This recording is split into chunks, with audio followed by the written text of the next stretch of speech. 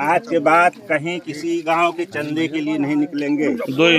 आज के बाद कहीं किसी चंदे के लिए नहीं निकलेंगे। आज के बाद कहीं किसी चंदे के लिए नहीं निकलेंगे। आज के बाद कहीं किसी चंदे के लिए नहीं निकलेंगे।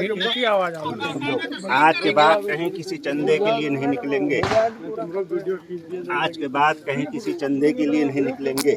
निकलेंगे तो हमको सजा मिलेगी। निकलेंगे तो सजा मिलेगी। पार्टनर के क्या है इनके?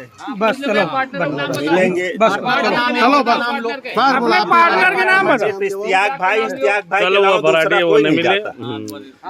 तुमका इस तरह गंदे आदमी के साथ रहेंगे ना। दोस्तों ये आलीशान है तिलोई के। ये मस्जिद के नाम पे मोहनगंज में मस्जिद बन रही, उसके नाम पे चंदा वसूलते थे और यहाँ की मस्जिद से इनका कोई संबंध नहीं है। पुराने खिलाड़ी हैं और ये इनका काम है चंदा करना। इनको कभी कोई चंदा मस्जिद के नाम पे नहीं देना। ये चोर हैं, डकैत हैं। ये इसी तरह सभी मस्जिदों का चंदा करते हैं और खा जाते हैं। शुक्रिया।